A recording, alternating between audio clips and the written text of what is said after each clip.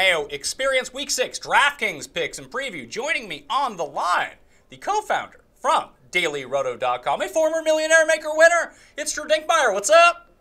I'm excited for Week 6. I think we finally have a little bit of a clearer path. I think the last few weeks have been kind of tight on the pricing, and I feel like we have some salary relief guys, so it allows a couple different ways to build.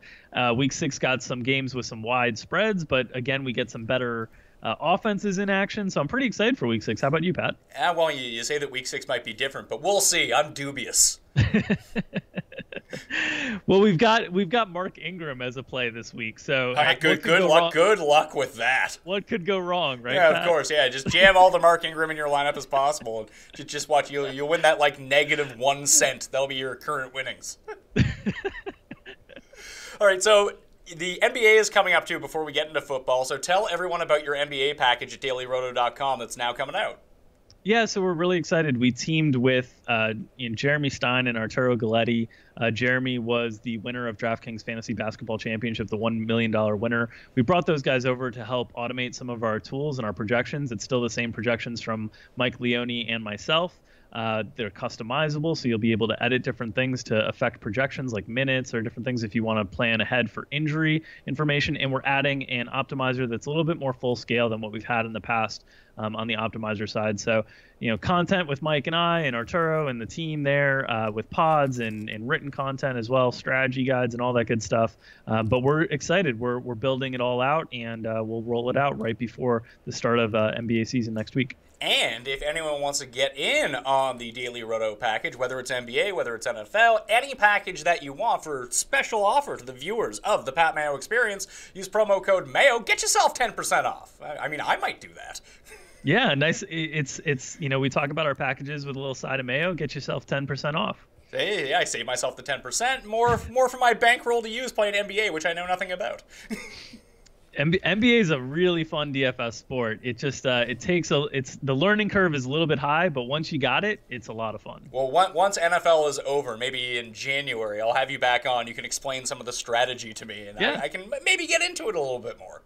For sure. I'm always at your service, Mr. Mayo. And if anyone out there is interested in playing PGA over the NFL season, I know that it's a big time commitment to use NFL. If you go to fantasynational.com, subscribe to it. It has every tool that you'll need for research. Probably take you half an hour to research the entire tournament. It's a great way to really save yourself some time. Very affordable prices by week, by month, by year. Just get yourself if you want to win at golf. And right now is the time to exploit PGA because people aren't really paying a whole lot of attention, and the prize pools are still really good on DraftKings, so go check that out. But we're here to talk Week 6. Let's get into it. And just overall strategy. Last week, everyone wanted to jam in the very top running backs because you could. And it just seemed that way. And then it turned out that the best players were the high-priced receivers. So everyone was wrong on that. What's your initial thoughts on this week? Is this a pay up at running back week, pay down at quarterback week? Like, what are you seeing from the pricing? So I think this is the first week all season that we've had value running backs available to us. And I think there's a couple things that have helped facilitate that value available to us. One was, DraftKings pricing has been super sharp this season in terms of accounting for backup running backs and increased volume situations in terms of loading up some of the price tags on some of these backup running backs. But this week, Jerick McKinnon had that kind of breakout game against the Bears on Monday Night Football. He's just 4,100. We obviously had Adrian Peterson traded yesterday from the Saints to the Cardinals, which opens up more touches for both Mark Ingram and Alvin Kamara, who are both reasonably priced, in the mid 4,000s. You've got some favorable matchups for other mid-priced running backs like Lamar Miller, another one of your favorites, Pat, against Cleveland. So there's a little bit more value in the mid-tier this week, and then you've got some of the higher-end running backs in not necessarily more difficult matchups, but really appropriate price tags like Le'Veon Bell at 9,600 this week going up against the Chiefs. And after last week, I'm not sure when we can ever count on Pittsburgh trusting the running game. If they're not going to run against Jacksonville, who knows when they're going to run. But that's a hefty price tag to pay. So I think there's a little bit more value on the mid-tier running back side this week. Same with Buck Allen as well, who's in the mid-5,000s. You lose Terrence West from that situation with Baltimore. And there's more opportunity in the mid-tier or lower-priced running backs than I think we've seen all season, frankly. So if it's very affordable to pay down at running back this week, what does this do to the very top tier of running back? Like, do you just jam in 2 cheap guys as your running back and maybe take one expensive one, put one of them into your flex kind of thing, and it allows you to do more with the rest of your lineup? Or is this a week where everyone is paying down at running back that it might be sensible to pay up twice if you want to? Like, what if you just took Fournette and Gurley in that top game? Yeah, so I think from a tournament perspective, there's going to be opportunities to differentiate yourself, certainly at the running back position, up the pricing scale. From a cash game perspective, I like the structure that you mentioned first. If you take 1 or 2 cheap running backs and then add in one of those stable volume high-end running backs, whether it's a Leonard Fournette or a Todd Gurley, even a Le'Veon Bell, if you can kind of get all the way up there, is possible. But adding in some of those guys can help bring a little bit more solid base. And I do think it's a week to consider, the running back in the flex, especially from a cash game perspective. In tournaments, there's always a little bit more upside at the wide receiver position because when wide receivers hit, it's usually a higher point scored than when a running back really hits. But I think this week there's a little bit more depth to the running back pool than most weeks. So of those cheap running backs that you went through, Jarek, Kamara, Peterson, Miller, even Abdullah against the Saints kind of intrigues me a little bit. I know he's only $4,900. Which one is the preference? Because it seems like Jarek on Monday night kind of showcased the volume that he might be able to get. Although I'm not convinced that we're going to see that volume from Jarek every single week, but he doesn't need that volume at $4,100. He's sort of going to be the most popular chalk play and probably the best play. Yeah, I think he will be the most popular of the mid-tier kind of running backs, and I think deservedly so. And you mentioned the price tag. You just don't need a lot. Basically, at his price tag the last few weeks, if you just got the receiving game role that we saw last week, which was more substantial, the 4 or 5 catches a week, if you get that, that's, any rushing is kind of gravy on that. So I think at 4,100, he'll be the most popular. We like Mark Ingram and Alvin Kamara quite a bit. It's a situation where the Saints have one of the highest implied totals on the slate, upwards of 28 points. They're facing a Detroit defense that is a little bit banged up, losing Haloti Ngata. And it's a situation where they're at home, where New Orleans offense has always been so strong. They're coming off the bye week, had an extra week to prepare.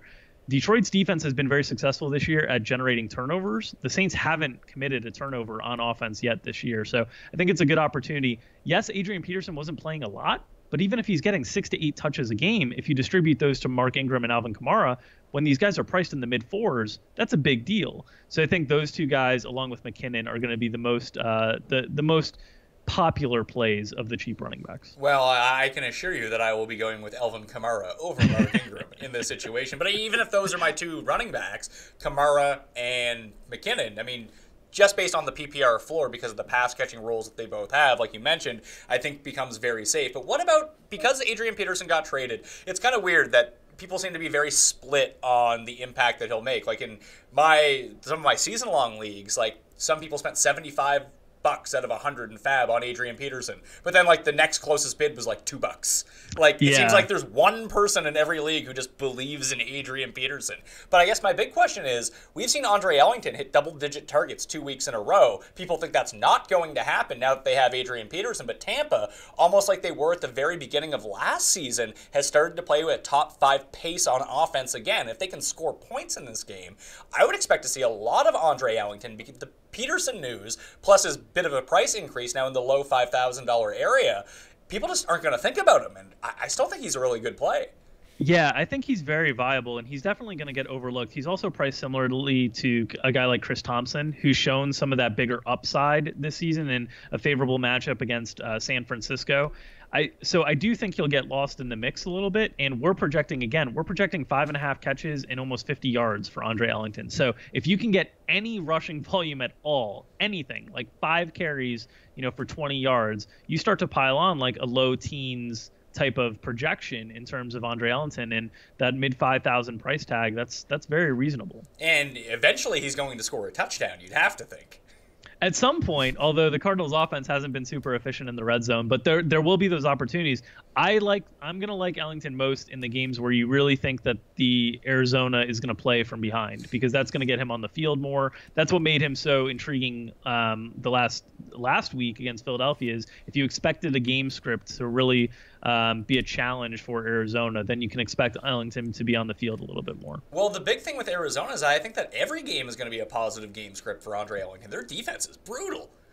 Yeah, it's really banged up. They've really struggled. It'll be interesting to see what Tampa Bay can do, on the road against them. Again, getting extra time to prepare from that Thursday night game. That was a very disappointing result for Tampa when they probably outplayed New England in that game. So I think it's interesting for Ellington. Abdullah, we're always low on Abdullah relative to the field. I think in part because we always project in Zach Zenner's goal line ability, which we saw last week. Zenner ended up stealing that touchdown, and they don't get a lot of rushing touchdown opportunities week to week. So if Zenner takes one, Abdullah's floor is cut out from underneath him, but he's kind of projecting in that similar range to Andre Ellington. I think he has a little bit more upside because I think he has a little bit more big play ability, but oddly enough, I think Ellington might have a better floor because I think his pass catching ability is more consistent week to week. Yeah, I think it really depends on the type of game that you're playing. I think for cash games, 50-50s, triple ups, that kind of thing, you probably don't need to pay up to Ellington because of the guys that we've already mentioned that are just a better price that have around a similar floor. The one thing about Ellington that I do like this week is, A,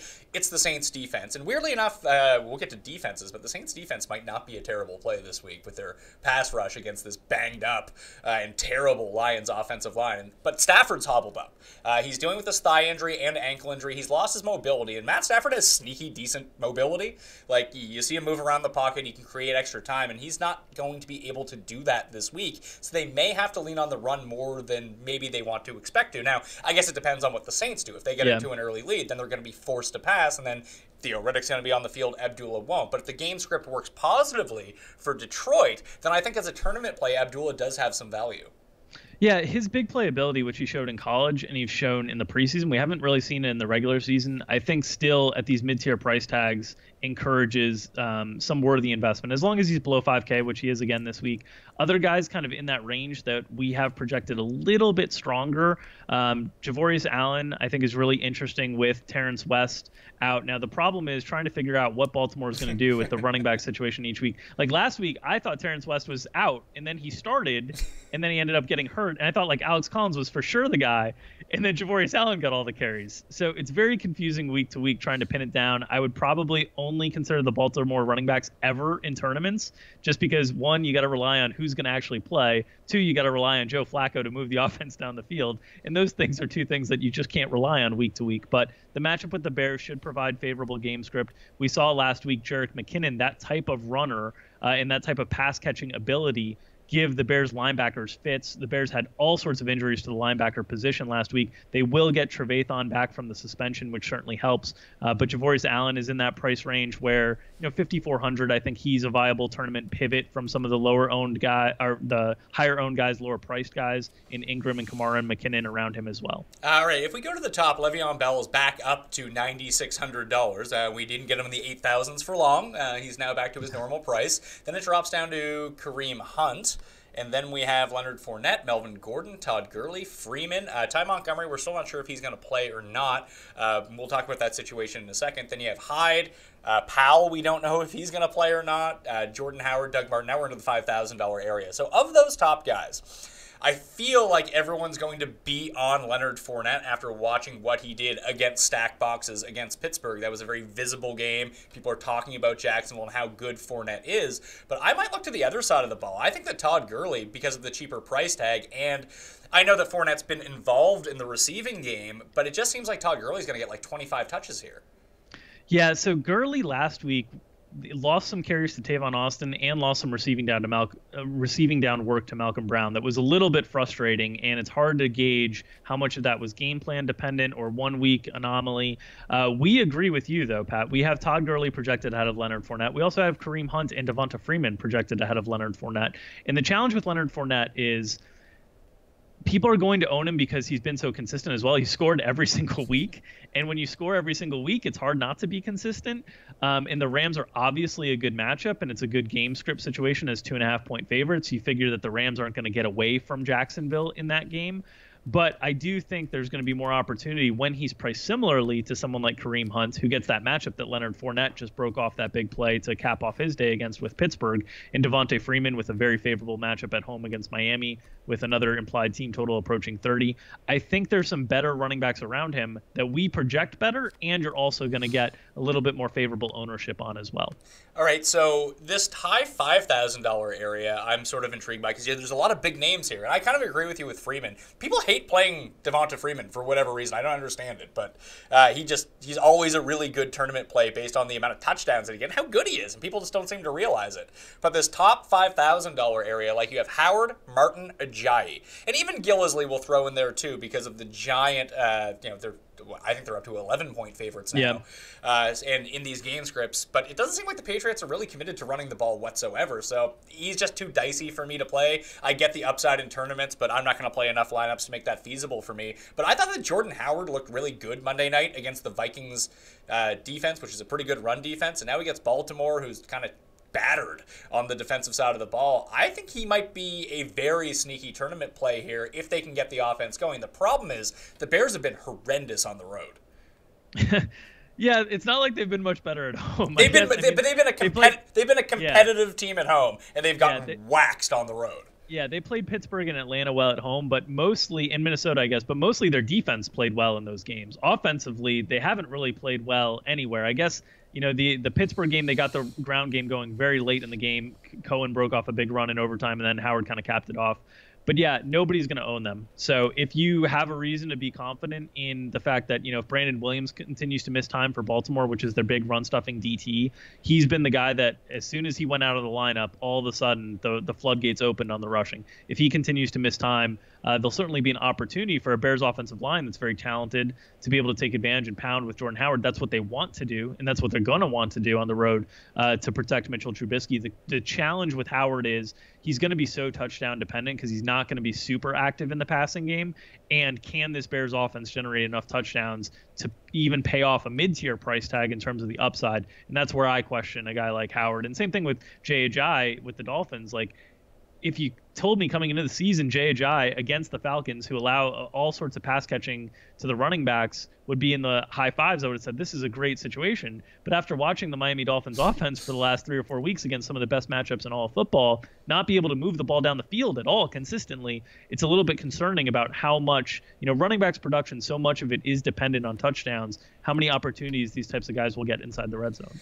I guess the one thing with Ajayi, I'll be using Ajayi in tournaments just based on his market share. Like, he's still up around like 80, 85%. And eventually, if you give him enough touches, unless like this knee injury is really problematic for him, or it's just like you mentioned, the offense hasn't looked good, but maybe he can do some of this by himself. And if he's getting that many touches in a game where, frankly, if Atlanta starts blowing them out, that maybe they kind of ease up on defense a little bit. They're not going to be pressing the entire time, that it might give Ajayi, the game script might not work in his favor. He's not really coming off the field. It's not like we're seeing a ton of Damian Williams on the field. So even if he could rack up like 4 or 5 catches late in this game, because it's not going to be overly close, or he gets a soft defense to run against and they just decide to run draws because they're the Dolphins, they don't know any better. I just think it's a really nice spot based on the projected volume that I expect from Ajayi. Yeah, I like Ajayi the most of that group as a tournament play, certainly more than Howard for me. The one guy in the mid-fives that's a potential cash game target for me, and it really comes down to how confident do you feel in the last 2 weeks how much Lamar Miller's been on the field compared to Deontay Foreman? If you were really confident that the last 2 weeks are indicative of how much Lamar Miller is going to play going forward, I think you can get pretty confident that the touches are going to be there, because they really should control the ball quite a bit against Cleveland, and they should run a ton of plays. We have Houston. They're already a team that runs some of the highest plays per game in the league. I believe they're up around 67, 68 plays per game in the league. They have the 4th or 5th highest ratio of offensive plays per game. Last year, they were among the top. And against Cleveland, a team that allows a lot of offensive plays, we're projecting nearly 70 offensive plays for Houston this week. So I think Lamar Miller in that mid-fives range is also, because he's going to get pushed out a little bit because of the other preference for the cheaper running backs from a cash game perspective, I think he's going to be an interesting tournament play. How do you feel about him? Are you going to be using him? I will have some Lamar Miller this week, and I think it's also it's going to be a little bit of a good leverage play, is my guess as well, because I think Deshaun Watson has been so impressive the last few weeks that he's going to be a popular play. DeAndre Hopkins, obviously, last week with the 3 touchdowns, is going to be a popular play. So I think there's going to be a little bit of leverage on the side of Lamar Miller as well, where if he's having a big game, it's likely at the expense of Deshaun Watson and DeAndre Hopkins, or at least a little bit. We've certainly seen the Houston offense be able to make it on all ends the last few weeks. All right, the last 2 running backs I wanted to talk about, and it's really big on injury circumstances that we're probably not going to know. Probably on Friday we'll know, but it might not happen until Sunday. One is the Jets backfield. And if Elijah McGuire is the last man standing for the Jets, an excellent pass catcher in college. Isn't this just a spot where, like, if you have to decide between Ingram and Kamara at that same price, McGuire's only $4,600. I would rather go McGuire over those guys. And I understand that he hasn't really flashed much talent in the NFL, but that could be a 25-touch situation, and 9 of them could be catches. So I'd still opt for the Saints and cash games because I think you're getting more exposure to an offense that's going to consistently generate opportunities to score. But I think McGuire is going to be a very interesting pivot in tournaments from those guys if Bilal Powell is ruled out, because I think he'll collect lower ownership simply because people are going to want to find ways to attack the team with the implied total up near 28 as opposed to the team with the implied total in the teens.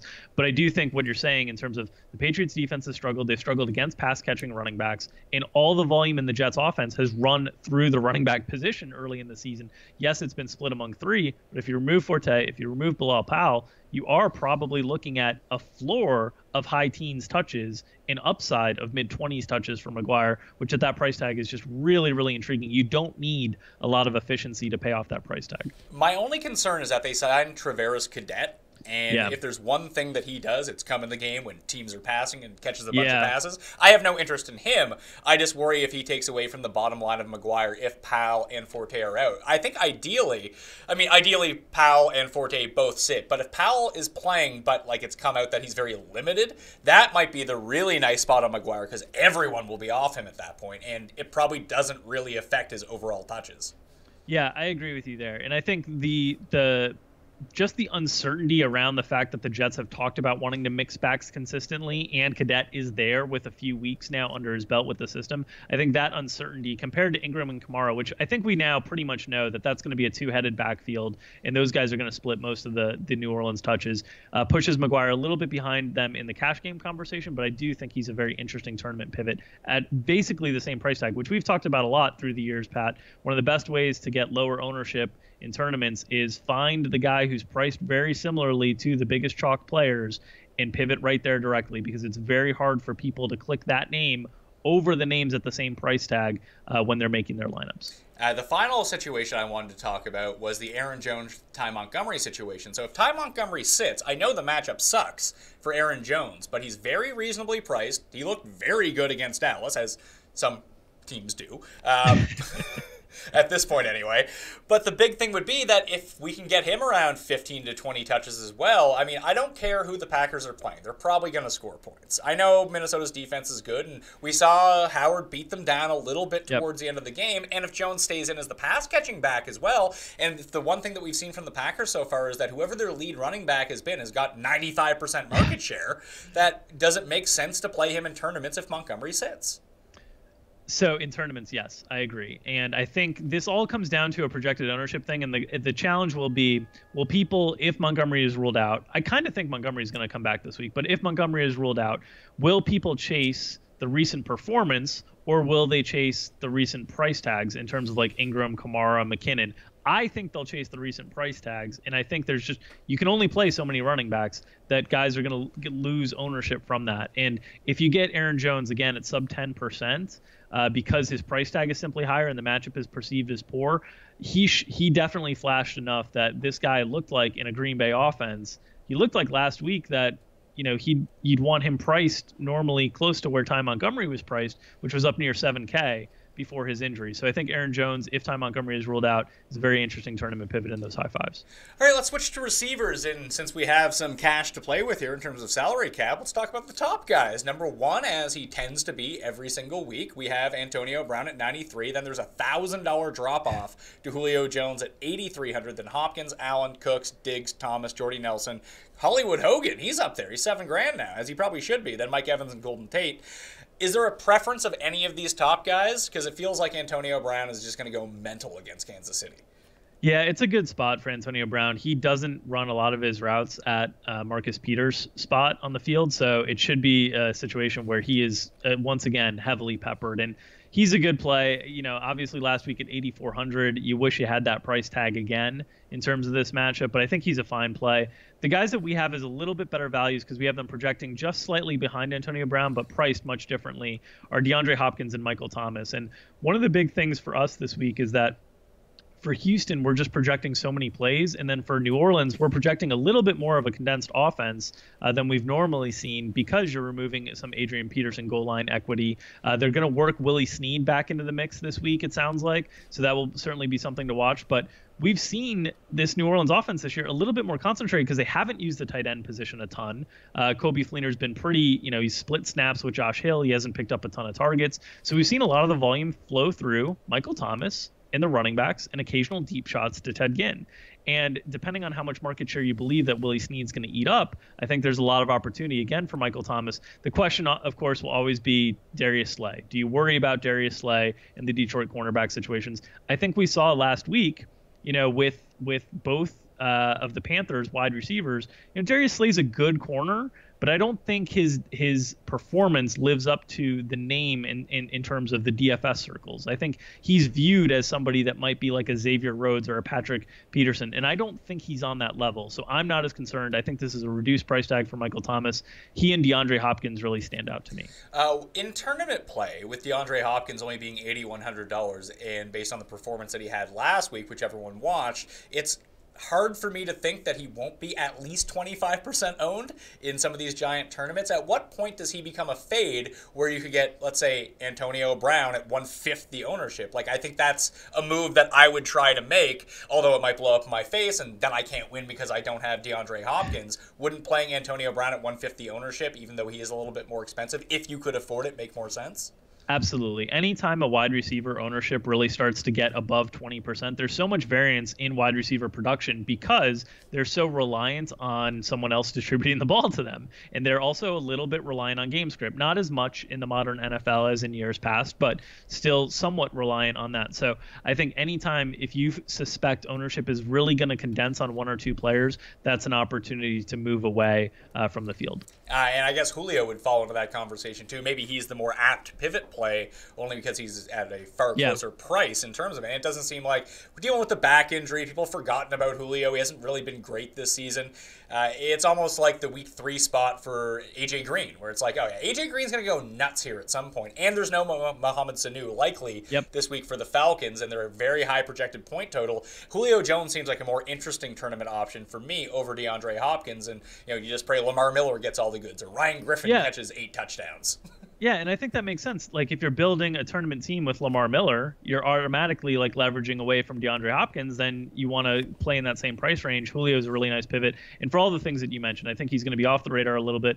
Miami secondary is not very good. The loss of Mohamed Sanu certainly opens up market share and opportunity. The only question with Julio from like a cash game perspective, if you're considering him in that range, is just, if they play from well ahead, are they going to limit his snaps on the field, which we've seen them do in the past, and this certainly projects as a game that they could play from well ahead. But Julio Jones, it's one of these things with the great wide receivers. Anytime you get them in the 8s, in the low 8s, they're going to be good tournament plays. And I think that was the same case with Antonio Brown last week, especially with all the attention Le'Veon Bell's matchup was commanding. Yeah, and A.J. Green was another one who kind of fell into that weird dead range. No one wanted him, and he went absolutely bananas. The only other guy from that territory anyway, in terms of a pivot in tournaments, would be Stefon Diggs, who was leading the NFL in receiving going into last week. And he might still be, for all I know. I didn't look at the updated leaderboard, but he hurt his groin. He didn't have a very good performance on Monday night, and people saw that.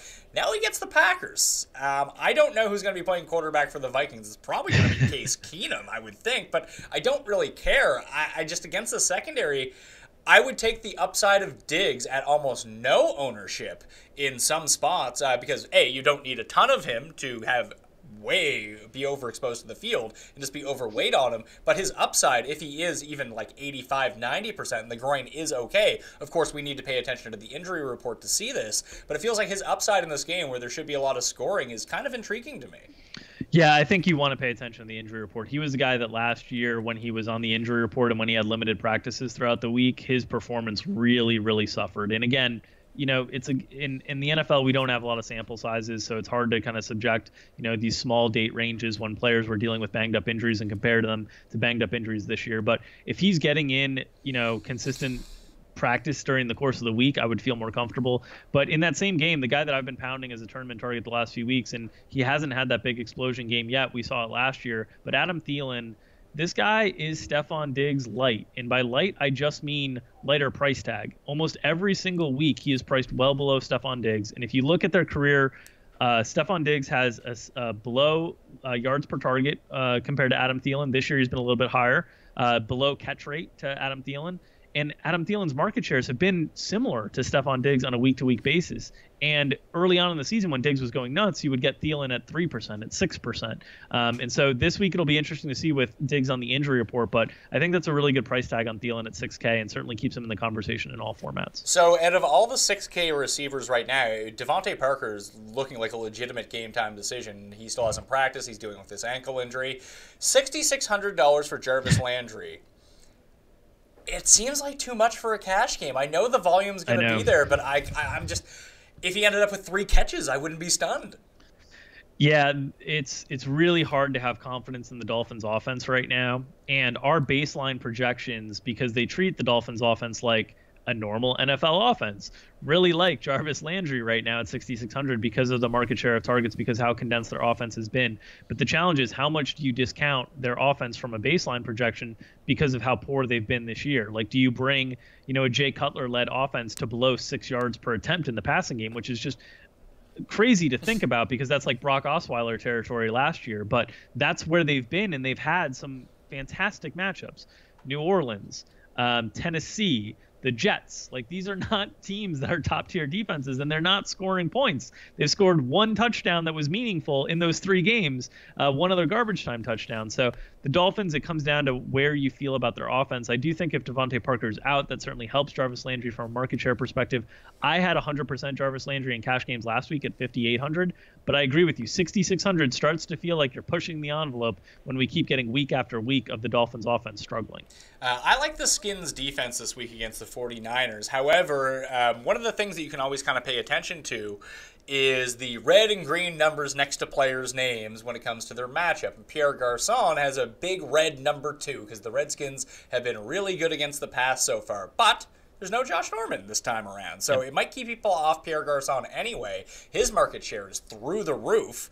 I actually think that he could make potentially a decent cash game play, depending on how you do it. But I think for tournaments, he's really someone that you need to look at. Yeah, I think that's a really interesting. And he looked like he was on his way to a huge game last week. I think he had 5 for 51 on the first drive of the game, and then they kind of got away from him. They struggled to move the ball, and then at the end they kind of came back, and he fell just short of the yardage bonus, which is always a tilting experience on DraftKings, losing out on those 3 points by like a yard or 2. But I agree with you. I think he's not going to be owned. They're not going to have a lot of interest in their offense on the whole, certainly at the running back position after the shenanigans that they pulled last week with Hyde and Breda kind of alternating spots. And then this week, the Washington defense has played really well in primetime the last few weeks, and that will certainly linger with people. And they might overlook the fact that Josh Norman is out and how much that impacts the matchup. So I think Garçon in tournaments is an interesting guy as long as these price tags are still, in the mid-range, which you get this week with him. I think there's some other guys in the mid-tier that I'm looking at. Randall Cobb at 5,900, back the price tag back down. You get a little bit of a better matchup. You have to figure that, Xavier Rhodes is probably going to be on Jordy Nelson or Devontae Adams on the outside. I'm not sure if he'll shadow or not because the 2 receivers are, pretty evenly matched in terms of their opportunity set at this point. But I think that should open up more opportunities for Randall Cobb. And in a game where you would think the short passing game might be a little bit more important to Green Bay because of Minnesota's pass rush, because of their traditionally strong defense, I think Randall Cobb's an interesting kind of mid-tier play as well. I went back and looked at the game logs from the past 2 years of the Packers against the Vikings, and weirdly enough, Jordy and Devontae Adams always have really good games, and Randall Cobb hasn't had a good one yet. I found that because I thought exactly the same way you did, so I went to go research Randall Cobb a little bit, and I found it really strange that he didn't have, and I know he was banged up for most of last year, and then the year before, he was their de facto number 1. He was terrible, so maybe that's what led to that influence. But it was just really strange to see him not have like 9 receptions for 63 yards. Like there was none of those games in there, which I found surprising. Yeah, and I think it'll ultimately come down to because Devontae Adams has a pretty cheap price tag too. I think the one guy I'm for sure off of is Jordy. At this point, you're relying solely on touchdowns. I think Xavier Rhodes will take Jordy, but we'll see. Usually they kind of move him around, so it's kind of hard to say. But I think Devontae Adams and Randall Cobb have those kinds of price tags that you can play. I think you feel more confident that because Cobb runs so many of his routes out of the slot that he's not going to face Xavier Rhodes in that tougher matchup. But Devontae obviously has proven to be a big red zone threat for Aaron Rodgers, and was the guy that they went to back-to-back plays last week to close out the game in Dallas. Martellus Bennett might be a guy to look at too. I know he hasn't been generating the red zone targets, but I saw Warren Sharp tweet out how you can really attack the Minnesota defense, and doing it through the tight end might be the way to go about it. So if you do want exposure to the Green Bay offense, maybe that is a route that you want to go down with Martellus Bennett this week and save some money. There's some situations like I want to try to figure out how to take advantage of the Tampa Bay situation, how to take advantage of the Arizona situation, maybe the Patriots. Like, these are all teams that should score points this week, but I have no clue who to take when it comes down to it. Like, I'm leaning to Deshaun Jackson, but he's kind of pricey. I mean, that Mike Evans price tag, $6,900. It's pretty nice. It is, but the last time, here's the one problem, and I saw Levitan tweet this out. The last time that he faced Patrick Peterson, I think he was like 6 for 80 and a touchdown on 18 targets. Yeah. The problem is, I just don't see 18 target games for Mike Evans anymore. Yeah, I mean, that's the question. Do you, like, last year they didn't have a supporting cast that they had to force feed him, right? This year they have that supporting cast with O.J. Howard, with Cameron Brate a little bit more developed, with Deshaun Jackson, with Adam Humphries playing well out of the slot as well. But $6,900 I think is a price tag that's cheap enough that I will take a chance in tournaments, because Mike Evans is just a guy that you can get 2 touchdown games out of almost against anyone. So I'll take some shots there in tournaments. But I thought that was really sneaky pricing by DraftKings this week, how they treated those Tampa Bay wide receivers, pulling Mike Evans' price tag down, pushing Deshaun Jackson's price tag up a little bit, starts to make some difficult decisions for DFS players for sure. Well, the last time we saw Arizona in Week 5, Torrey Smith and Nelson Agholor were scoring deep touchdowns against them, so you have to think that Deshaun's going to get a shot here. Yeah, he's definitely going to get a shot. And with Deshaun, all you need is a shot or two, and it can pay your whole day. So even at $5,800, while I'm always more comfortable with Deshaun in the low 5s, I do think this is a week where the pricing is a little bit looser on the whole because of all those running back values, that, the difference between low 5s and high 5s isn't as big of a deal. The last few weeks, I thought it was a pretty big deal, the difference between, low 5s and high 5s when you're paying. So I think Deshaun, from a tournament perspective, is certainly interesting. Arizona's a tough one for me because, John Brown got more snaps last week, started to work in a little bit more, and their wide receiver rotation is just strong enough. I know Tampa Bay has been vulnerable in the slot, but a lot of the slot production they gave up was last week against New England, who just always gets slot production. So I'm not as on Larry Fitzgerald as other people might be at 6,800. So the Arizona offense is kind of a dead zone for me. I can't find anywhere that I really like. I don't mind the Carson Palmer price tag, but I can't find anybody that I'm super excited to stack him with. John Brown might be the most at 4,500. I think it's a pretty good price. He was 5,100 last week, and now he's playing more snaps. But it's kind of tough for me. I don't find anyone on the Arizona offense. I know you said you were interested in potentially attacking them. I don't find anybody that I'm super excited to potentially play. I think I'll throw John Brown in a few spots. Like you mentioned, the snaps and the fact that I think they're going to score, and you can have deep shots against this defense. I mean, it's the single worst pass defense in terms of giving up DraftKings points against. Like, they're 32nd in the league. Like, they're not very good, and they're completely decimated. So, and they're getting no pass rush, which is one way to really get at Arizona, like we saw last week with Philadelphia, where if you can get in Carson Palmer's face, he ain't so good no more. But that's just not going to happen this time around. That's the key. If you can get Arizona's offense against teams that lack pass rush, then you're getting those shots down the field. When you get them against teams that have a big pass rush, Carson Palmer's getting hit too often that you're not getting those shots down the field. So I can see that the more we talk through it, maybe some John Brown exposure for me, because he's going to be that guy if they're going to take shots down the field, him or J.J. Nelson. And J.J.'s snaps have kind of been declining as John Brown's gotten healthier. And when we talk about lack of pass rush, in adjusted sack rate this season for defensive lines, Tampa Bay is last in football. Do you know who is second last in adjusted sack rate? I do not. It is the New York Jets. So Tom Brady is going to have all the time in the world. And people are kind of treating this like a Gillisley spot. Do you think this could be a Patriots contrarian stack situation where use Cooks, use Amendola, use Hogan, use Brady, because it doesn't seem like people are going to be all over them? Maybe I'm wrong in my gauge of that, and people just use Patriots because they're super high implied team total. They're the Patriots. They score a ton of points. But with their defense being so bad, they don't really, we saw it in that New Orleans game, and maybe they respected the offense of New Orleans a little bit more than they do the Jets offense, but I think the Jets are going to be able to score in this game. If that's the case, it might keep the Patriots passing, and if the Jets can't generate any pass rush and Brady has time, he just might be able to systematically pick them apart. Yeah, and I think this is also a week that we just talked about where the pricing on some of the running back values is a little bit softer, that it's not as big of a punishment to pay the heftier price tags for guys like Tom Brady, or if Gronkowski's back and he's healthy, Rob Gronkowski, or Brandon Cooks or Chris Hogan. So I think it's a week that you can get those stacks in a little bit easier. The question for me will come down to ownership. If they are truly going to be contrarian, anytime you can take advantage of one of the best offenses in football at a low ownership number with a high implied total, for whatever reason, if people are making it about, the game script being slower down because the Jets aren't going to be competitive, whatever reason, those are good opportunities to take shots. The key for me in terms of how much confidence I'll have will be how limited the receiver core is. Like last week when Gronk was ruled out, it became very clear to me that you were going to have lots of opportunities for Amendola, lots of opportunities for Chris Hogan, and they were really going to spread that around.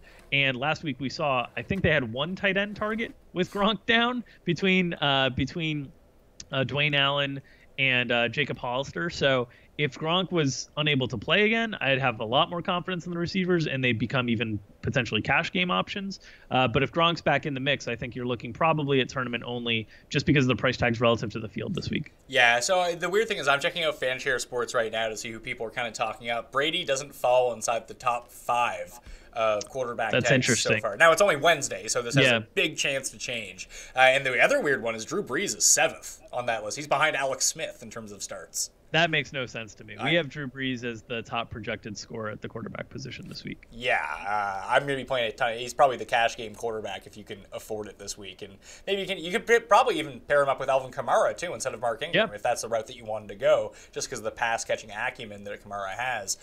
Cheap receivers. Is there anyone down here that piques your fancy? Because I was thinking about like Jermaine Kearse or potentially even Robbie Anderson at $4,400. At least he's a big play guy, and you can score long touchdowns against the Pats. So I have two that are very uncomfortable, probably tournament-only plays. But one, and again, I'll want to see the practice report to just make sure that he's healthy throughout the course of the week. But we've seen San Francisco repeatedly get beat by small, quick receivers that can play out of the slot, and Jamison Crowder is 4K. And nobody's going to play him. Absolutely no. He went for a 0. He was on the primetime slate last week. Or I'm sorry, he caught the last pass of the game. And then fumbled. That ended up being the fumble that we were all trying to figure out who the fumble was responsible for. But Jamison Crowder is just 4K, and it's again, Washington has a team total that's approaching 30 points.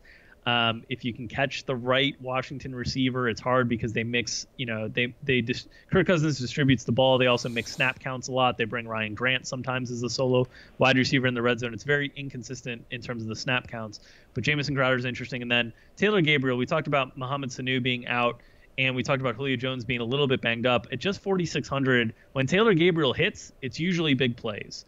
And so Taylor Gabriel's the guy that I would certainly consider from a tournament perspective is very appealing at a 4,600 price tag. The three guys that I was looking at, one for cash games, I'm not sure how much I trust Ricardo Louis, but my main man, Kevin Hollywood Hogan, was getting in the game, and he was looking at Louis all day long. Like, he had 7 targets last week. He actually paid off his price in cash games last week, too, and he's still not super expensive. He's $3,900 now. Because you can pay down at running back, you don't really need to pay down at wide receiver, but I feel like his floor is pretty safe here, and this is a perfect game script for him.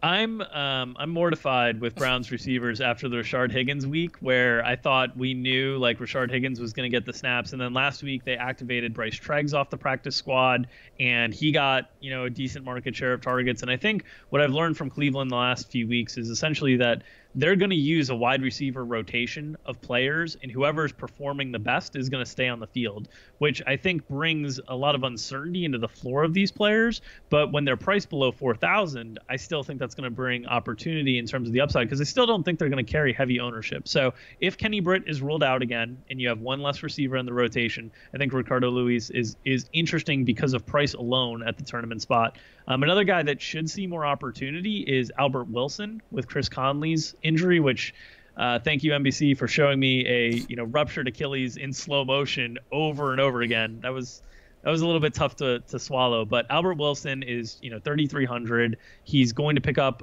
receiving share opportunities. The only especially with Travis Kelce in concussion protocol as well, we'll have to monitor that during the course of the week. But that's a very good price tag for a receiver that has shown the ability to separate kind of in the slot and stuff, but hasn't been the guy that's been a primary target because they run so much of their offense through Kelce and Hunt and Tyreek Hill. If Kelce's at all limited, you already removed Chris Conley.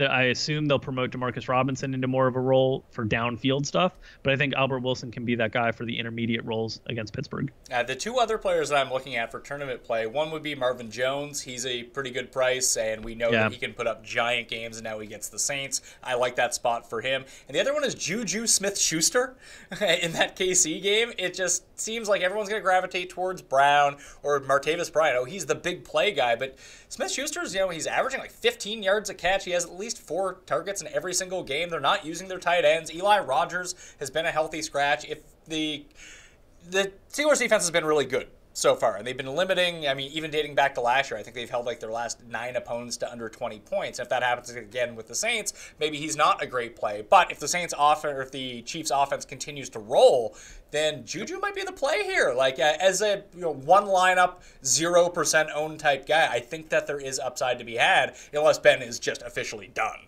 Yeah, he's definitely not going to be owned. So I think that's interesting at 3,600. I'm going to take my shots on Martavis Bryant at 4,700 because every time I watch the Steelers, there's at least 2 balls down the field a game to Martavis Bryant. They continue to take shots, and we have seen teams be willing to take shots against Marcus Peters deep down the field. We saw that with Josh Doxson on Monday Night Football against Washington. We saw that last week with Will Fuller.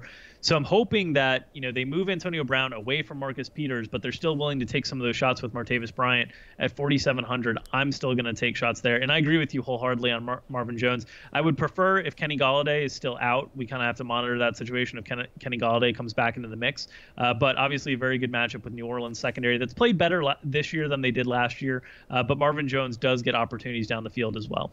The final guy at wide receiver I did want to mention, and I generally have zero interest in him, but he's now down to $4,100, and when he goes off is usually in a matchup where no one sees it coming and when no one wants to play him. But Sammy Watkins, I know it's the most disastrous situation in the world, but it seems like he can put up 180 and 2 touchdowns on anyone like twice a year. Yeah, I won't go there, but if you're playing like a really large field tournament, you're gonna get him at 0.5. He's not going to be owned. And to your credit, that's correct. When he does go off, it's in a really, really big way. And that is a price tag that, much like Jay Ajayi coming into the season, I would not have expected we would have seen Sammy Watkins at that price tag at any point during the season. Quarterbacks. Wait. We got one wide receiver we have to talk about. All right, let's hear it. What are we doing with Amari Cooper? Oh, nothing. He's 5K. That's fine. Let him be 5K. He's like, we're out on Amari Cooper for good. Like, there's no price that you would play Amari Cooper at. No, I suppose that's not true. If Derek Carr plays, which they say he's going to play, I'm not convinced with a broken back he's going to play against a good pass rush. Like, I don't understand why you would do that. I guess they don't want the season with the Broncos being good and the Chiefs being good. Like, you do need to pile up some wins, and beating the Chargers are a good team. They're just, they have a terrible record. They could beat the Raiders, no problem. Like, I wouldn't say no problem, but if like Derek Carr was at full health, the Chargers would still be an issue for them to beat. But like, I don't know, man. Like if Ege Manuel is back there, I don't want any part of Amari Cooper. Like I think for season-long purposes, buying Amari Cooper now is smart, but I don't know if I'd play him this week. It's tough. This price tag is so cheap that, again, like I never would have thought we would have Amari Cooper at 5K, that I think for sure I'm going to have exposure in tournaments as long as Derek Carr is behind center, and it sounds like that's going to be the case. I think there's even a question to cash games just because he's so cheap. I think it's a week that you probably don't need him, but if pricing was like last week where it was just so tight and you were struggling to kind of find every dollar, I think he would have been a little bit more in the mix at this price tag. But it's so hard when there's just been no production there at all this season, and you kind of fall into this like last year with DeAndre Hopkins and Allen Robinson. It's like these guys that the year just gets away from them, and when does it recover in season? And I think that's the question for Amari Cooper now. Well, I think you're just better off paying up the $700 to take Michael Crabtree, to be perfectly honest with you. I think Casey Hayward's probably going to be on Amari Cooper, and there's no one really left to cover Michael Crabtree, and he's been better. Yeah, That's fair. That's very fair. We can move on to tight end now. I just wanted to make sure we talked on Cooper. All right, so now let's talk quarterbacks right now. So I see Drew Brees. I see $7,200. Do I have to play anyone else? I mean, there's always lots of good plays at quarterback, right? But Yeah. we have Drew Brees as the best value, especially on DraftKings with that 300-yard bonus. It's almost in his back pocket when he plays at home in New Orleans. So you're almost getting a 3-point head start on the field. It's a very good price tag at $7,200. I think other quarterbacks that you could consider would be Deshaun Watson at $6,700. He's been such a huge percentage of the Houston touchdowns, so far since he's taken over, both rushing and throwing the ball. I think he's very much in the mix. Matt Ryan is, probably more of a tournament pivot, but I think he's very safe to perform against Miami. I think that's a game where he'll be able to perform well, but I think Breeze and Watson are stronger plays. And really, those are the two guys I'm mainly on. We like Kirk Cousins a bit, but I think he's better as a tournament pivot again, because that game script can get a little bit wacky with the San Francisco offense if they're unable to generate points. But Breeze and Deshaun Watson are the two guys that I'm most strongly looking at from a cash game perspective this week. Yeah, I'm just going to play Drew Brees in cash and not worry about it at this point. I can afford him this week. I'm not going out of my way to rearrange my rosters. I usually just play Aaron Rodgers in cash and be on my way. This week, I think it's just going to be Breeze, and I'll be happy with that. Do you think Aaron Rodgers makes us a contrarian tournament play here? It'll be interesting to see, because he always comes with built-in ownership because he's Aaron Rodgers. So it'll be interesting to see where that ownership falls. I was having a hard time with our projections. Our first run of our baseline projections had Aaron Rodgers for just like 260 yards because of Minnesota's strength of their defense and Minnesota's strength at limiting opposing plays. But we got him up to like 275 now. He projects as, I think it's our third highest quarterback, and he's priced the same as Breeze. So I think he's a natural pivot off Breeze. But as you mentioned with the fan share tags, if Breeze isn't getting all the attention, and maybe that'll change over the course of the week as people listen to us and other podcasts and whatnot, it'll be interesting to see where the ownership falls, because that's purely an ownership decision for me with Aaron Rodgers. I don't think the upside in a game against Minnesota is as big as most other games for Aaron Rodgers. Okay, so the top three guys in fan share right now in tags, and again, this is so early in the week that it's not going to end this way. Although the fan share tags have been super accurate when it comes to predicting the millionaire maker so far, they're very helpful, which is kind of key. So on Friday, I'll be reviewing the fan share sports tags. Once we get later in the week and we have more of a consensus built, and that way we can really judge ownership. But try to guess the top three quarterbacks right now who are being talked up, Family Feud style. I would guess Deshaun Watson. Not on the list. Oh my gosh, that throws me for a loop right off the bat. Man, so Matt Ryan? He's number 3 on the list. Okay. Gosh.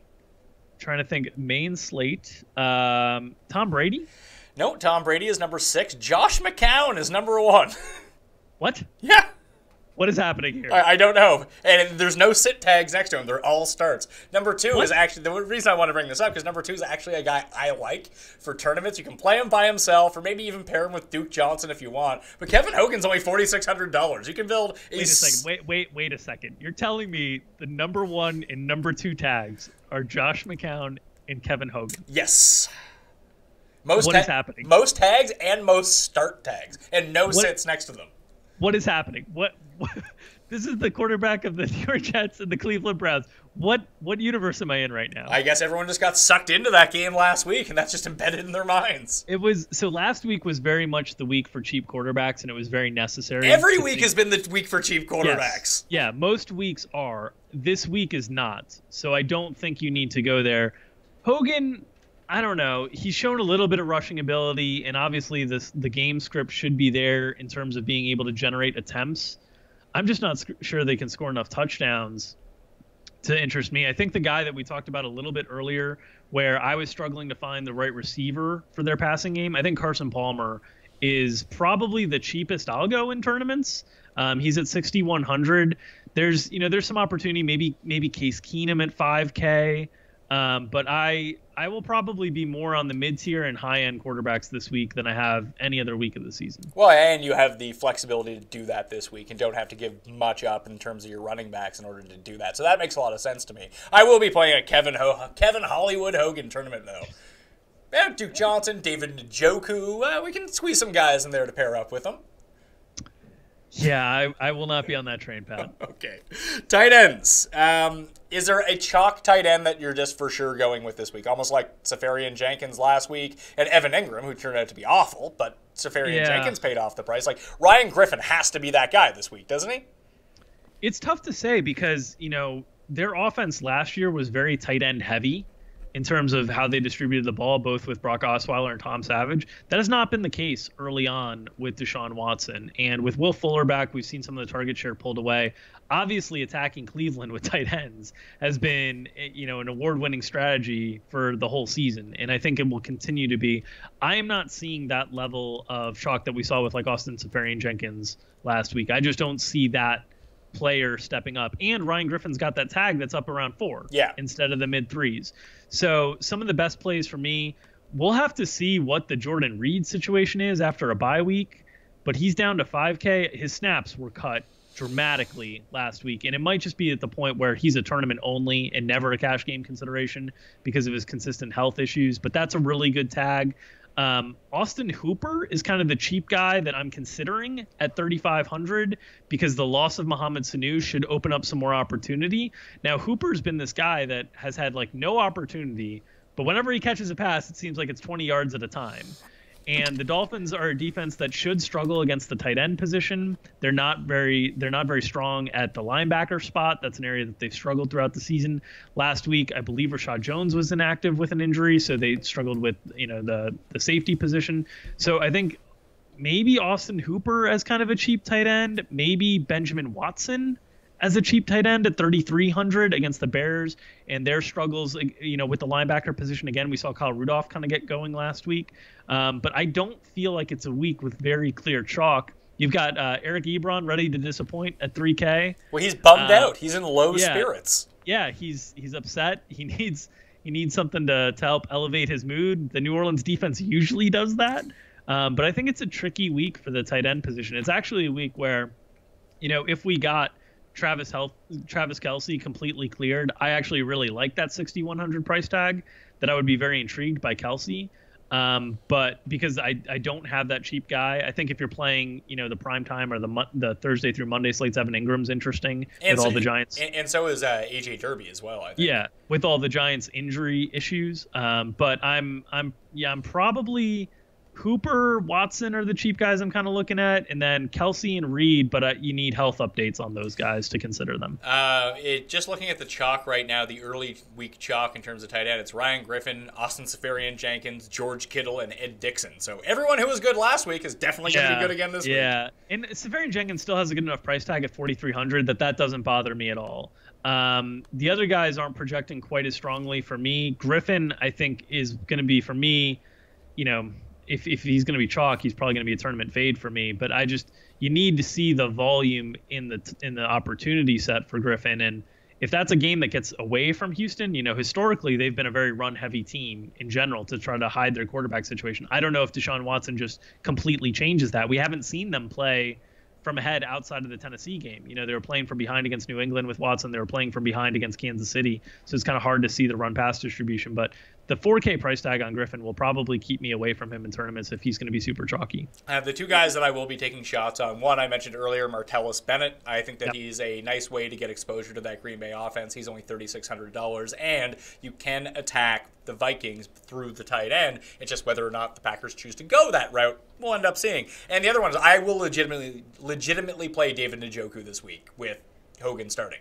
I mean, he's thrown 3 touchdown passes, 2 have been to Njoku. Njoku has like 3 catches this year, 2 of them are touchdowns from Kevin Hogan. So I'm in a situation where they're going to have to throw the ball 45 or 50 times, especially with the pace that the Texans play, that I just think that there might end up being enough volume for him. Cash game, I wouldn't, because who knows. But in tournament play, I think it could have some upside to it. And they're a team that should be, honestly, throwing to their tight ends a lot more. Njoku and DeValve have both been very impressive when they've gotten opportunities. They just haven't thrown to them enough. One other name I'll throw out there, because he saw such a huge increase in snap rate last week, Hunter Henry for the Chargers against Oakland. Pretty good price tag at 4,100. What do you think about Hunter Henry this week? I just find it every time that I seem to invest in Hunter Henry, I'm the week too late. And Yeah. it's really hard for him to develop consistency. So his snaps go up one week. This week it's going to be the Antonio Gates. Yeah. He's on the field all the time. You're like, man, like, where's Hunter Henry? And then you don't see him for 3 quarters. Like, I understand it as a tournament option because he's so good. He does have upside. If he's going to play a ton of snaps, this could be a potentially huge game against Oakland. But it could go the other way so quickly, I would not consider him for cash. Okay. Defenses. If there's one spot where I've actually been good this year, which is very few, but it's defenses I've been pretty good with. And basically all I've been doing is just going to Football Outsiders, sorting by adjusted sack rate for defensive lines, and then seeing who has the best difference in matchup between adjusted sack rate by offensive lines, and it's worked out really well so far. And this week, the big one that sticks out to me is New Orleans, man, against Detroit. Detroit's just getting sacked all over the place. I know it's terrifying, and I wouldn't do it in cash because Detroit could score 59 points, and then you're screwed. But I think that there is the ability to get to the quarterback, and Stafford's not afraid of a mistake. Yeah, they actually are rating okay for us as well. Part of that's price related because I would say DraftKings has been much more aggressive in pricing defenses this year than in years past. So if you want to play the best defenses on the slate, on the main slate, like Houston's going to be one of the best defenses. On the the primetime slate, Denver's going to be one of the best defenses. You're now having to pay $4K or around there week in and week out. So some of the teams that are showing up as okay for us in terms of pure value. Let me ask you, are the Steelers one of them as well? They are. The Steelers are. The Browns are, which is kind of interesting. But Deshaun Watson has been vulnerable to taking sacks in both at the collegiate level and at the pro level. Oakland is showing up as okay, but that's purely a volume of passing attempts from the Chargers that's kind of driving that. And then Atlanta and New Orleans, those are the ones that are kind of showing up for us outside of the Thursday and Monday games. Those games have some more appealing defenses as well. So the two that I really like this week the one that I really like, honestly, overall, is Washington's defense. Yeah. I can just see a lot of pass attempts in that game. And I think a nice corollary, a guy that we didn't talk about in the running back session because there's so much confusion, Rob Kelly might not be the worst play either. It sucks because he doesn't get involved in the receiving game at all, but now that he's healthy again with that rib problem, if you pair him up with the Washington defense, maybe they can generate short fields and it just leads to 3 touchdowns. That's not inconceivable for Rob Kelly, so I don't mind that play. But I think as a cash game defense, the skins are $3,400. It's a bit much, but you do have the salary cap room to work with. The two that I will not be using, I don't think that they're necessarily bad plays, but when I work the game out in my mind in terms of game script, the Rams and Jags, I just don't see a lot of upside to them because I think that both teams are just going to run the ball all game. Yeah, the Jags defense, man, it's just so impressive what they've been able to do in terms of turning turnovers into touchdowns early in the season. But those rates are going to regress. And if you figure that this game is going to be run heavy from a game script perspective, it's harder to generate fantasy points against teams that are running the ball a lot. You become too dependent on points allowed, and there's only so much upside in points allowed. You want sacks and interceptions and strip sacks and touchdowns. Most of the touchdowns come on passing plays. So I agree with you that I will be lower on those. I think from a cash game perspective, we talked about how the week there's a little bit more room to spend. Washington makes sense. I think Baltimore makes sense at 3,700 if you want to spend a little bit more against a Bears offense that, as we mentioned, hasn't been able to generate a lot of offense, but especially on the road has really struggled this season. I think those teams are probably some of the best cash game opponents. Atlanta as well, although you want to see where Vic Beasley is from a health perspective coming off the bye. We'll look for an update there. But Miami's offense has struggled so much. I think those are probably the cash game defenses if you can afford to. And then I'm with you that if you're looking at, lower tier teams, I think New Orleans is in play. I think Cleveland is in play. I think Oakland is in play. Those 23 to 2,600 price tags. I guess New Orleans is at 2,700. Tampa Bay at 2,600. Just given the volume of pass attempts with Carson Palmer, I think those teams are in play. But I'd feel much more comfortable with those exposures in tournaments than I would cash games. Yeah, I really try to narrow my focus at defense. I don't like to spread it out too much. I mean, I might hit if I take like 6 defenses and spread them around 20 lineups, I might hit on one of them, but I really want to be concentrated. Like, I had a ton of Jags D last week, and that basically led me into the money. That was a huge play last week. They were not grading out well for us because we didn't think Pittsburgh would attack through the air. You always have to count on teams being stupid, though, and not doing things to script. Yeah. So I guess that would be the case for the Jags and Rams this week, in case they're like, oh, let's throw the ball 50 times, see how this works out.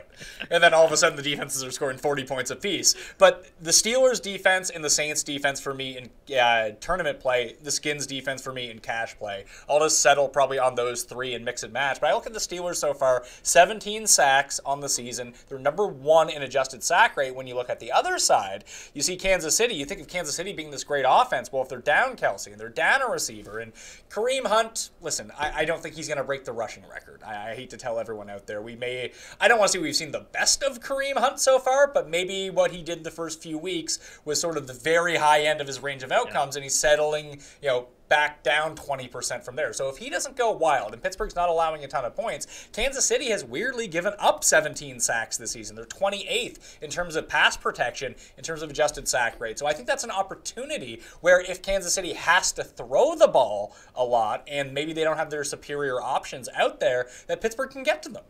They also suffered some severe offensive line injuries, Kansas City, over the course of the last few weeks. I know they lost Mitch Morse, their center, but I believe they also lost one of the guards last week in that game against Houston. So some offensive line issues that could enhance those challenges as well. Yeah, and too bad we can't pick on Buffalo. Tyrod Taylor loves getting sacked. Poor Tyrod. I have no idea who he's going to be throwing to now that Charles Clay is down as well. Zay Jones, that's an awful lot of responsibility for a second rounder to pick up that offense. But yeah, they've been very consistent in the amount of sacks allowed with Tyrod, trying to scramble while somebody tries to find a way to get open for him. I think if you threw the ball to Zay Jones 45 times in a game, he might have like 5 catches. Yeah, you should be able to get. Yeah, I think that's about right. That's about the ratio. Our baselines were spitting out like a 40% catch rate for Zay Jones, and I was like, this can't be good. This and like a 4.5 yards per target. It was very, very bad to be your number 1 wide receiver. I was going to say 40% catch rate seems awfully high for him. Well, that's regressing in like league average catch rates. It's because to get that low, you have to be way below it because so much of his data set is going to be league average because he hasn't played a lot. So yeah, it's an indictment on Zay Jones' start to his rookie campaign. I'm trying to look at the other one. Of all the teams that are playing that are like somewhat intriguing, Green Bay is 23rd in adjusted sack rate in terms of offensive line. I know they're getting healthier there. Yeah. But Minnesota is their 13th. Green Bay as well is actually 10th in adjusted sack rate for a defensive line. People won't use Minnesota because no one wants to go up against Green Bay's defense. But didn't Dallas have a pick 6 last week? Or was it Green Bay? Well, no, Green Bay had the pick six. But Cincinnati had a pick 6 against Aaron Rodgers a couple weeks before. So yeah, it's always hard to pick on Aaron Rodgers because he just doesn't turn the ball over a lot. But I do think Green Bay's defense could be interesting there, especially if you get Sam Bradford back there again somehow. If they decide to make that decision again. I think when you were talking about quarterback mobility with like Carson Palmer, earlier, Sam Bradford looked like a complete statue last week. And any quarterback that's dealing with some sort of injury, that was a sign to me last week, that Sam Bradford performance, that hey, you might want to up the sack rates on the baselines if a quarterback's dealing with some sort of leg injury, because if the league is so many mobile quarterbacks now, when there is one that isn't, they just look like sitting ducks. And especially when you try to see him throw, like he was throwing primarily off his back foot. He couldn't transfer his throws, and everything was just coming up short because that's what happens when you factor in physics into this equation. I just don't see how he can play this week. It has to be Case Keenum, and maybe next week we'll get Teddy Bridgewater. Yeah, it's possible. But again, with those quarterback issues, that might lead to like the Chargers being an interesting defense if you've got Derek Carr back there playing without mobility. Right? And the Oakland offensive line hasn't been very good this year. Yeah. After being really great last year. Yeah, and the Chargers are still bringing the heat with Bosa and Ingram. They can get to the quarterback. Yep. Although the sacks aren't necessarily there, the pressures are there, and that's good enough sometimes. Yeah, that's usually a way to bet in tournaments on regression. Look at the pressure percentage compared to the sack rate percentage and see where there's big gaps, and those are situations where you can take advantage of low-owned tournament teams. Yeah, you know what's weird enough? The Chargers are both third in adjusted sack rate, offense and defensive line. Because we always get this picture in our head that oh yeah, the Chargers offensive line is just terrible. Is Rivers a play here? Him and Keenan Allen, who we didn't even bring up? Yeah, we didn't. Keenan almost always grades out well for us on DraftKings because, he commands such a heavy market share and he's so consistent with the reception rate that he almost always looks like a good play for us. So at 7,200, I think he's fine and in the mix. The challenge is, where do you get on the, the total side of things? Right now, that game has a really, really low total. Really? I think so. The game's not out. That's why. I'm looking at our projections, which assume a baseline total when the game's not out. So I'm guessing if we put I'm using our customizer now, if we put the Chargers to a 22 to 25 implied total, Phillip Rivers and Keenan Allen start to look pretty good. I'm looking at some of the game totals for all of these. The Tampa Bay Arizona game has a 44.5 over under. Doesn't that seem low? So I think that's a result of an expectation that these offenses will be inefficient in the red zone and that they've had to settle for so many field goals early in the season. And not make them. Right. Yeah. And hopefully Tampa Bay can figure that out because they're 2 years running on not being able to make field goals. But yeah, it does seem a little bit low for the pace of the game. But I think that's taking into account the offensive inefficiencies in the red zone is my guess. It might be, but the one good thing I like about these two offenses is the big play capability of some of these players, that they don't need to be the most red zone efficient. I really like that bet. I might get on that. I'm talking myself into plays. Do we have to wrap up the show so you can make a little wager? Yeah, I got to scoot out of here. I don't know why. I mean, we're at the end of the show. We might as well anyway. Drew Dinkmeyer. Check him out on Twitter I know what I wanted to talk about. Tell me about all the money you raised, because that was awesome. And you must have been blown away. Much like J.J. Watt was for his hurricane relief, you must have been blown away with the amount of money that came in for you. I was, and it was nowhere near the level that J.J. Watt raised. But we were able to raise $40,000 for Charity Water, which is a charity that has become very close to my heart. There's a really good podcast with Bill Simmons and Scott Harrison that I recommend anybody listening to if they want to be interested in the charity space or inspired. It was a huge motivator for me, and they deliver clean, sustainable water solutions around the world to areas that don't have access to clean water. And when I started the campaign in mid-August, I had an initial goal of $25,000, and I said, I'll match the first 10,000 that we get in donations. And I launched the campaign, and the idea was to call it a Welly Maker campaign, where people could donate $20 at a time, and instead of playing the Millionaire Maker, one less entry, just donate it to Charity Water. And in the first day, we hit 10,000 in donations, and so I matched immediately. By day 2, we had $25,000 in donations. We ended up finishing at 40,000, and during the course of that time, we obviously had Hurricane Harvey, Hurricane Irma, Hurricane Maria, all these different relief efforts that were commanding people's attention in terms of their ability to give, and certainly were inspiring people to give. So I was overwhelmed with the support that we had within the community from people choosing this as a cause to also give to, when there were so many other very worthy causes going on. But it'll be very fun for the people that contributed. We'll have updates throughout the course of the next year and a half where that money gets put to work. 100% of the money goes directly to solving clean water solutions. We'll get video updates, GPS locations on the areas that we're helping, whether it's places like rural India or Africa or the Caribbean, in terms of places that they're helping deliver clean water solutions to people that will be sustainable for the rest of their lives. We're estimating about 1,350 people will have access to clean water now for the rest of their lives from the donations that people were able to make. Well, that's pretty incredible, Drew. That's awesome, man.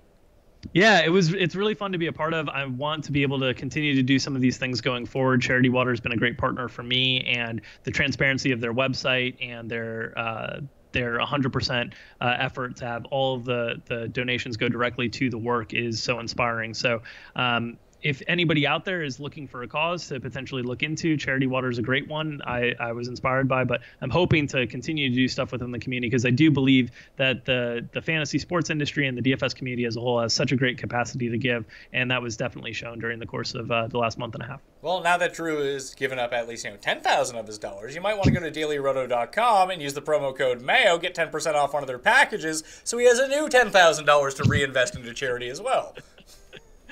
That's right. See, you like how I tied that in? I love it. $10,000, 10%. It all clicks. All right, I'm Pat Mayo. You can follow me on Twitter at @ThePME. And remember to subscribe to the Pat Mayo Experience for the video version on the DraftKings YouTube page and on iTunes, Stitcher, Google Play, and Audio Boom for all the uncut, uncensored audio versions whenever you want them. I'm Pat Mayo. Good luck in Week 6. I'll see you next time.